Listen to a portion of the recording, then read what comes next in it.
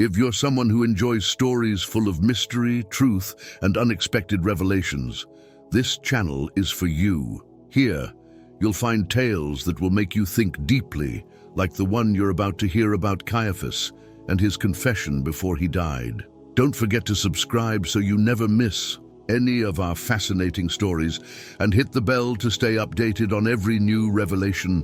Join us on this journey of discovery and subscribe now. Caiaphas, the high priest, who was once one of the most powerful figures in Jerusalem, now sat alone in a dark room, accompanied only by the sound of his heavy breathing. The passage of time had taken its toll on him. His skin, now wrinkled and pale, stretched tight over his bones, and his eyes, once sharp and full of authority, now reflected the exhaustion of a life filled with difficult decisions and deep secrets. But above all, his mind could find no rest. Decades had passed since the trial of that man, the Nazarene, who went by the name of Jesus. Caiaphas, who had led the council that handed him over to the Romans, had shut down any conversation about that trial. Jesus' fate was sealed with a public crucifixion, but for Caiaphas the echoes of those days never ceased. For years, the high priest had kept a deathly silence, never revealing to anyone the thoughts that haunted him since that fateful decision. Caiaphas's life, after Jesus' death, appeared calm on the surface. He held on to his position of power for some time, but the events surrounding the crucifixion continued to haunt him, not just in the political realm. Stories about Jesus' followers, his resurrection, and the spreading of his message reached his ears constantly. Many of the other priests spoke of him with disdain or disbelief, but Caiaphas never took part in those conversations.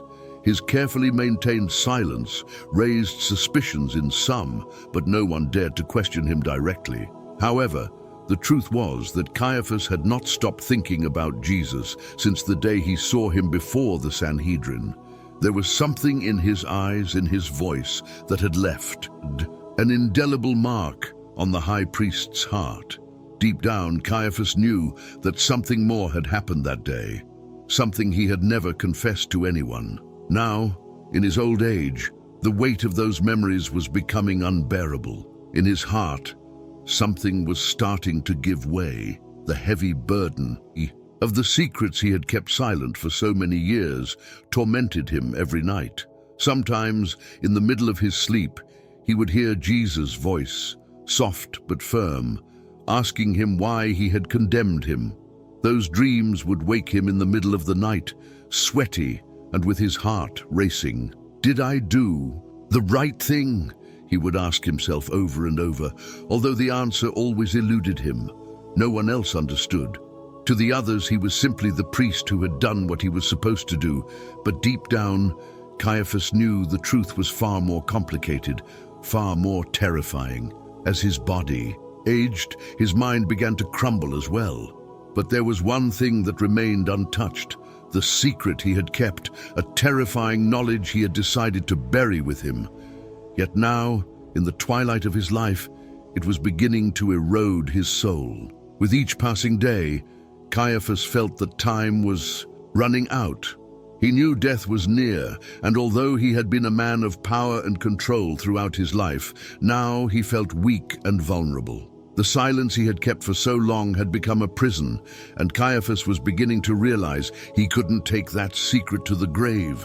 The day was coming when he would have to break his silence, and though he didn't know exactly how or when, he felt that soon someone would come searching for the truth, a truth he had hidden for so many years. But that was destined to come to light before his life came to an end. The first step toward revelation had already begun within him like a poison, slowly eating away at him. Yet the only cure would be to confess what truly happened the day he condemned Jesus. Caiaphas hadn't slept well in weeks. The constant, suffocating nightmares left him exhausted. That night, a cold wind seeped through the cracks of the door, and the darkness seemed heavier than usual. He had gone to bed early, hoping fatigue would finally allow him to rest, but sleep wouldn't come. The moonlight barely illuminated the room, casting long shadows on the walls. Suddenly, he heard a faint creak, as if someone was walking slowly down the hallway. He thought it was just his mind playing tricks on him, as it had so many times before, but the sound continued, getting closer and closer, until it stopped right in front of his door. Caiaphas sat up slowly, a chill running down his spine. Something inside him told him he was not alone. The door, which he had left ajar, creaked open softly. In the doorway stood a figure cloaked in shadows, but its presence was undeniable, as if it were marked by something beyond the visible. "Who are you?" Caiaphas asked with a trembling voice, trying to sound authoritative, but his body betrayed his weakness. The figure moved slowly toward the bed without uttering a word. As the moonlight touched his face, Caiaphas could make out his features. He was a man of simple appearance, with a short beard and a penetrating gaze, almost as if his eyes could see straight through him. His expression was calm, but his eyes glowed with an unsettling intensity, as if they carried secrets too heavy to ignore. "I know you," Caiaphas said, though he couldn't remember where he had seen him before. There was something about this man's presence that felt strangely familiar, but not in an ordinary way. It was as if he were seeing someone who had always been there, waiting for the right moment to reveal himself. "I know," the man replied in a calm, steady voice. "I've come for the truth." Caiaphas' heart skipped a beat at the word truth.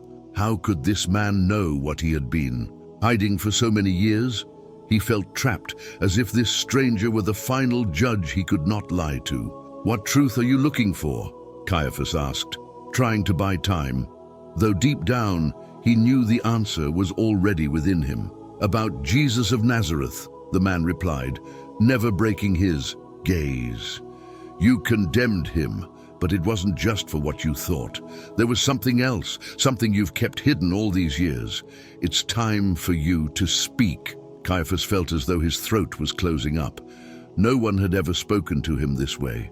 Most people avoided mentioning Jesus in his presence, as if it was still a forbidden subject. But this man confronted him directly with a calm that left him unsettled. "Who are you?" Caiaphas insisted, his voice barely audible. "That doesn't matter," the man replied firmly. "What matters is what you know.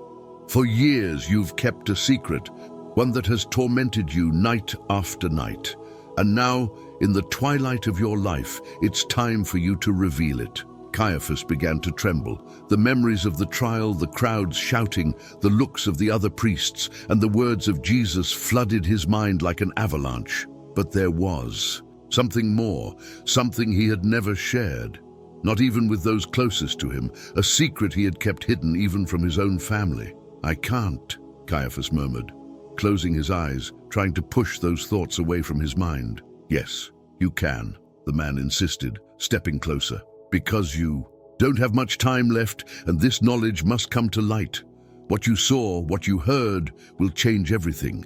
Caiaphas opened his eyes and saw the man's expression, serious yet compassionate. There was no anger or judgment on his face, only a deep understanding. "It was during the trial," Caiaphas began, his voice cracking with emotion and fear. "Something happened, something I never told anyone. It wasn't just the accusation or the false testimonies. There was a moment before everything spiraled out of control, a moment when Jesus and I were face to face." The man sat down in a nearby chair, waiting patiently for Caiaphas to continue. It was as if he already knew part of the story, but he needed to hear it from the high priest's own lips. His eyes looked at me in a way I'll never forget," Caiaphas said, his voice trembling. It was as if he saw right. He threw me, as if he knew everything about me. It wasn't hatred I felt in his gaze. It was something worse, something that took my breath away. The man tilted his head, listening intently to every word.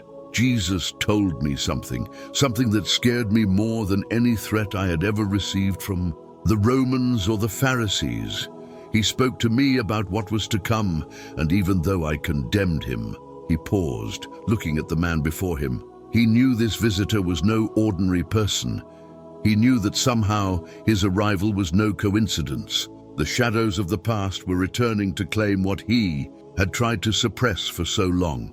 And now I am here, on the brink of death, unable to forget what Jesus revealed to me that day. Caiaphas, pale-faced and breathing heavily, felt the weight of years of secrets pressing down on him. He knew the time had come to confess what he had kept, hidden for so long.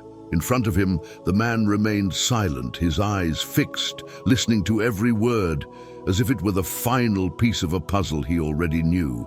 Jesus wasn't like the others, Caiaphas continued, his voice trembling. In that trial, when everyone expected him to defend himself or ask for mercy, he remained silent. That calm, that serenity was unnerving. Everyone present felt it, but no one spoke of it. It was as if he knew something that the rest of us couldn't understand. Caiaphas closed his eyes for a moment, reliving those moments that had haunted him for years. His mind went back to that night in the Sanhedrin, to the shouts of the witnesses and the false accusations. But what struck him the most was the brief exchange he had with Jesus, a conversation that no one else had heard. When I brought him before the council, Caiaphas said, I asked him if he was the Messiah. I knew that question would condemn him. If he said yes, we would have an answer to hand over to the Romans, but he looked me straight in the eyes. The man in front of Caiaphas didn't blink, attentive to every detail. Jesus didn't answer as everyone expected. The elderly high priest continued. Instead of proclaiming himself as king or Messiah, like the other false prophets, he simply said, "You have said so." His response wasn't what I expected, but it was his gaze that froze me. In those brief seconds, I felt like he knew everything that was going to happen. Not just that night, but beyond. The air in the room grew heavier. Caiaphas noticed his voice starting to crack, but something inside him pushed him to continue. For the first time, he felt that the truth would free him from the prison he had locked himself in. After that response, I thought it was over, that we would simply hand him over to Pilate and he would be executed. But Jesus pulled me aside when no one was looking. It was then that he told me something that still terrifies me to this day. The visitor said nothing, but his eyes narrowed with a renewed intensity. It was as if he knew that what was coming would be the key piece of the confession. He told me that what we were going to do that night wouldn't just seal his fate, but ours as well. Caiaphas continued. He said that after his death, the world would change in ways none of us could imagine. But it wasn't a threat. He didn't say he would come with swords or that his people would pursue me. He said it with a certainty that frightened me more than any threat. Caiaphas paused. His hands trembled. The man in front of him said nothing, but his presence compelled him to continue. He told me that in 3 days, everything I believed would be destroyed. He said that even if I denied him, even if I rejected him as the Messiah, the truth he brought to the world was inevitable. And the worst part was when he said, "We will see each other again." Caiaphas swallowed hard. Remembering those words sent terror rushing back into him. I thought it was madness. See each other again. I knew we were going to execute him. How could that possibly be? The man finally spoke, his voice low but firm. What did you feel when he said that? Caiaphas looked down, struggling with the answer. I felt like he wasn't just speaking about this world. I felt like he was speaking of something beyond life and death, something I couldn't understand. The visitor nodded slowly, as if everything were falling into place. And since then, that fear has never left you, he said. Caiaphas looked up, meeting the man's gaze. No. Every day, every night, I've lived with the certainty that somehow I will see him again, and I don't know if it will be in this life or after death, but I know his promise was real. The man stood up from the chair and took a step toward Caiaphas. What you saw in Jesus wasn't just the presence of a man. You felt a truth that you cannot explain, a truth that transcends everything you've ever known. Caiaphas, who had been a man of certainty his whole life, now found himself teetering on the edge of an abyss he had never imagined.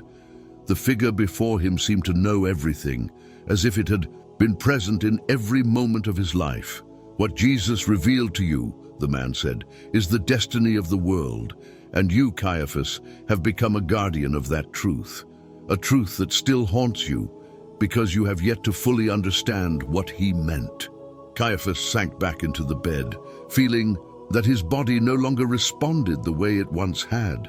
The man's words echoed in his mind, while the memories of the Nazarene continued to torment him. That day had not been a mere warning. It was something much greater, something destined to change everything he had ever known, and yet part of him still feared what was to come. The days that followed the trial and crucifixion of Jesus were something more. It was as if, deep within me, I knew that what Jesus had said was true. The silence in the room was palpable. Caiaphas couldn't look the man in the eye. The memory of that night had haunted him for years, and even though he had tried to suppress it, that feeling had never left him. He knew that what he had seen and felt at that empty tomb didn't have a simple explanation, and that was what terrified him more than anything. Since then, he said, I have lived with the certainty that we made a mistake, not a political mistake, nor a judicial mistake. We made a spiritual mistake. We didn't understand who Jesus was. I truly saw him as a threat to our authority, as a man pretending to be the Messiah. But deep in my soul, I knew he was more than that. That what he said about the truth, about the kingdom of God, was real.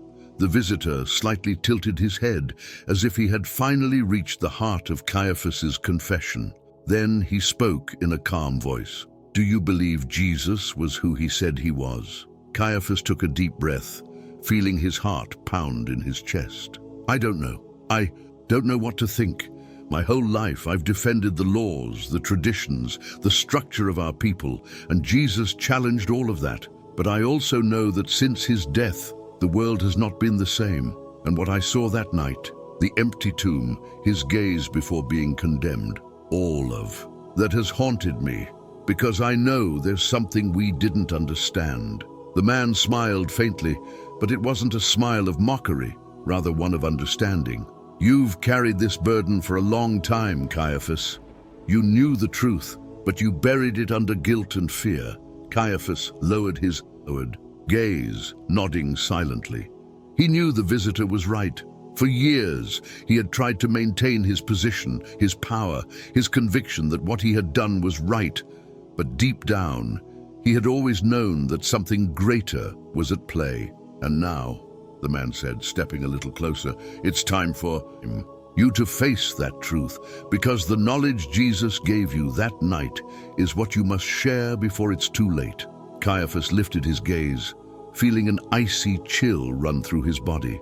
He knew this man was no ordinary person. His presence was like a reminder of everything he had avoided, and deep within him, he understood that the truth he had been hiding had to come to light before his life came to an end. The true revelation was still to come, and for the first time, Caiaphas felt ready to face it. Caiaphas felt trapped in a sea of turbulent thoughts, his gaze fixed on the flickering candles in the room. The visitor remained silent, patiently waiting for Caiaphas to continue, aware that the true confession had not yet been fully revealed.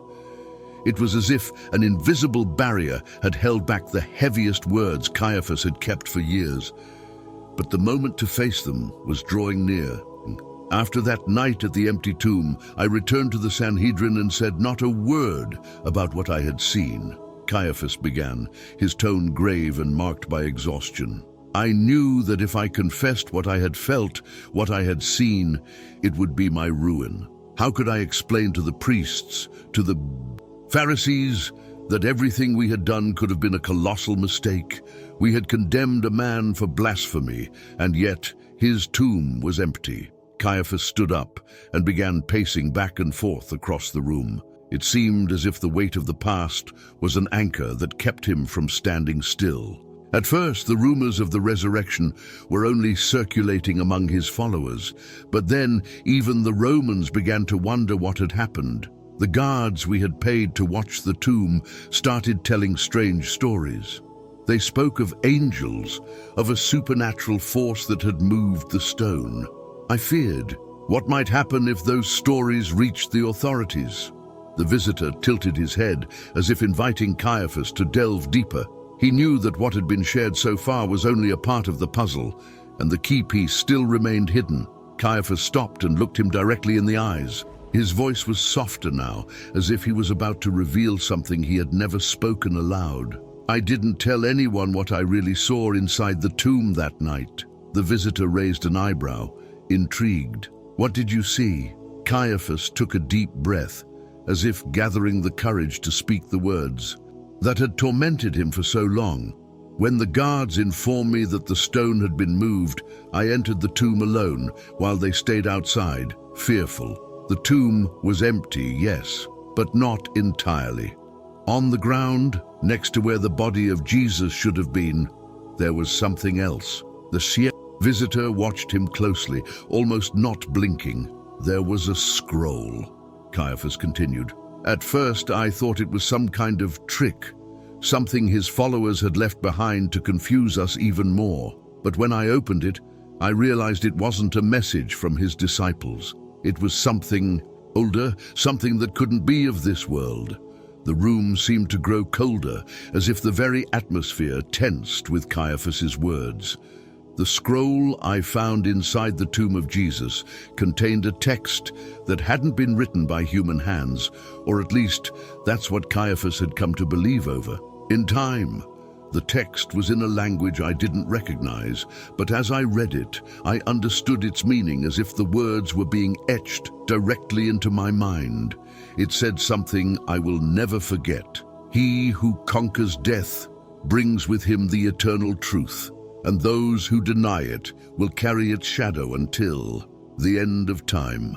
The visitor remained silent, but his eyes gleamed with renewed interest. Do you think that message was meant for you? He asked, his voice soft but laden with meaning. Caiaphas nodded slowly. I don't know why, but since that moment, I've felt that warning was for me, for all of us who participated in his trial. We condemned him, we rejected him, and now I am convinced that the knowledge I gained at that moment is a punishment, something I must carry with me until my last breath. The visitor kept his eyes fixed on Caiaphas. He knew this was the pivotal point in the story, the knowledge that had been hidden, not only from the world, but even from Jesus' own followers. That scroll, Caiaphas continued, showed me a truth I've feared to accept, that Jesus was not just a prophet or a teacher, he was more. He was the manifestation of something beyond our human understanding, something I should never have denied. And yet, the visitor said, you condemned him. Caiaphas closed his eyes for a moment, breathing deeply. Yes, I condemned him. I did it. But because fear consumed me, I feared losing everything I had built, my position, my power, and now I know all of it was in vain. The visitor stepped closer, his face lit only by the soft flames of the candles. The knowledge you acquired that night is something very few have received, but it's also something that must be shared, Caiaphas. If you keep it to yourself, it will be your burden until the end. But if you reveal it, you might find the peace you've longed for. Caiaphas looked at him with eyes full of despair and regret. He knew the visitor was right. He had hidden the truth out of fear, out of shame, and now he felt his time was running out. What must I do? He asked, almost desperately. The visitor looked at him with a mixture of compassion and severity. You must tell the world what you saw, what you read on that scroll, because the truth cannot be buried forever. Jesus showed it to you for a reason, and before your life ends, you must fulfill that mission. Caiaphas knew his interlocutor was right, but he also understood the gravity of what that entailed. Revealing the content of that scroll wasn't just about exposing a truth. It would mean the end of everything he had ever known. His life, his position, his power, it would all come crumbling down. Yet, at the same time, a sense of relief began to stir within him, as if this was his only chance to find some peace, perhaps even the redemption he had been desperately seeking. "There's more," whispered Caiaphas, barely audible. The scroll didn't just speak of Jesus' power over death. There was something else, something much darker, something I couldn't fully comprehend. The visitor remained still, his gaze unwavering, as if he knew what Caiaphas was about to say would change everything. With a subtle motion of his head, he urged him to continue. Caiaphas, feeling the weight of his words more than he expected, swallowed hard. Each syllable felt like a burden on his chest, but he knew he had no other choice. He had to speak. "The scroll spoke of a war," Caiaphas continued, his voice now stronger. "A war that isn't of this world. A war between the forces that govern creation itself. It said that those who oppose the light will be consumed by darkness, and that those who deny the one who has conquered death will be marked forever, doomed to carry that shadow in their souls for all eternity." The silence that followed his words was thick, heavy, as if the room itself had absorbed the weight of the confession. The visitor, who had remained motionless until that moment, now seemed to understand the magnitude of what Caiaphas had just revealed. The tension in the air was palpable. The silence in the room was absolute, only interrupted by the occasional crackle of the candle flames.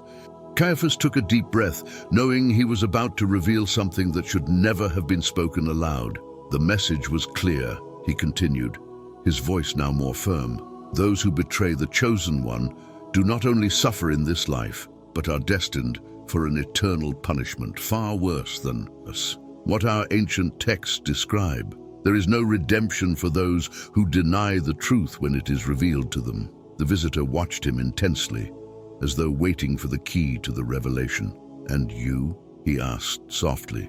"Do you feel condemned?" Caiaphas closed his eyes, feeling the weight of guilt pressing down on his shoulders. For the first time in his life, he understood what it meant to be truly guilty, not just of a worldly crime, but of something far deeper, something far more vast. "For years I've tried to ignore what I felt when I read that scroll. I thought that by hiding it, burying it deep in my mind, I could escape its sentence. But in these last years, I felt that darkness following me, like a shadow looming over me with every step." "Do you believe Jesus personally condemned you?" the visitor asked, his tone suggesting more than mere curiosity. Caiaphas looked directly into his eyes, and for the first time since beginning his tale, his expression softened. "I don't think so, but I believe I condemned myself when I chose to ignore what I knew was true, when I chose, out of fear and pride, not to recognize who Jesus truly was." The visitor took a step forward, his face dimly illuminated by the candlelight. "So what do you plan to do now? You've carried this knowledge for years, but time is running out. Caiaphas, will you remain silent until your last breath, or will you share with the world the truth that has been revealed to you?" Caiaphas lowered his gaze, feeling a surge of emotions he hadn't experienced in decades. It was a mixture of relief and terror. He knew that the decision he made now would define not only the rest of his days, but also his legacy, and perhaps something beyond this life itself. "If I share this," he said softly, "it will destroy everything we've built, the temple, the faith, the power of the Sanhedrin. It will all crumble. How can I bear that responsibility?" The visitor looked at him firmly, but with a trace of understanding. "It's not your responsibility to uphold a lie. The truth, Caiaphas, is far more powerful than any man can imagine. In the end, the world deserves to know what you have seen and what you know, even if it means the end of your life as you know it." Caiaphas remained silent, contemplating those words. The fear of losing everything still consumed him, but there was a part of him that longed for release, for the peace that only the truth could bring. "If I do this," Caiaphas murmured, "I can never return to the life I know. Everything will collapse." "And perhaps that's necessary," the visitor replied, "because what we build on lies never lasts. What we build on, truth though painful, is the only thing that can withstand the test of time."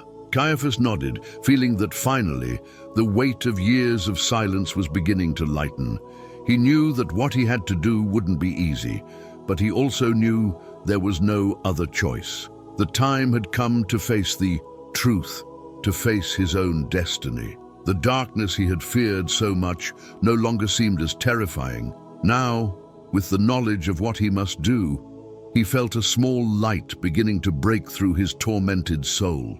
With one final glance at the visitor, Caiaphas murmured, "I'm ready to confess it all." The night had fallen into its darkest phase when Caiaphas decided that the time had come. The weight of his confession still beat in his mind, but now there was a clarity in his heart that he hadn't felt in years. He stood up slowly from his chair, his legs trembling and weak from age, yet firm with the determination driving him forward. The visitor remained silent, watching each movement with patience, as if he already knew what was to come next. Caiaphas walked over to a small chest hidden in the corner of the room. His trembling hands lifted the lid, revealing an ancient, dusty scroll, wrapped in a tattered cloth. It was the same scroll he had found so many years ago, the one that had sealed his fate and his shame. He knew that by bringing it to light, by revealing it, he would not only change his own life, but the course of Jerusalem's history. He took the scroll and turned toward the visitor, who now seemed more imposing than ever, a figure radiating both light and shadow. "This is the knowledge I have hidden," Caiaphas said, his voice filled with a mix of fear and resignation. "It is the truth that has tormented me for years, the truth that could have changed the fate of everyone." The visitor nodded. "Then you are ready to free yourself from your burden and deliver this truth to the world." Caiaphas held the scroll in his hands, feeling its weight both physical and spiritual. He knew that once he revealed it, there would be no turning back. The secrets he had kept, so carefully guarded for so long, would be exposed, and the world would judge him for his actions. Yet in that moment, Caiaphas did not fear the judgment of men. What he feared was the judgment of God, whom he had betrayed by denying Jesus, whom he now recognized as the Messiah. With a deep breath, he unfurled the scroll and began to read aloud.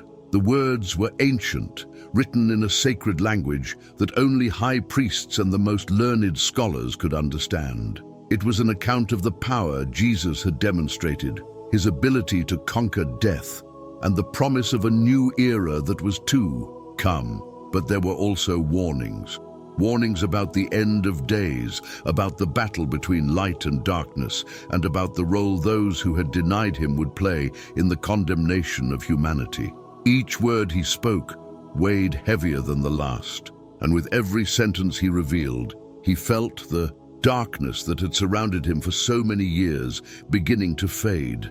As he read, the visitor watched him in silence, not interrupting, but with a presence that seemed to fill the room. It was as if the very walls resonated with the echo of the truths Caiaphas was uttering. Finally, he reached the last line of the scroll, the one he had feared more than any other.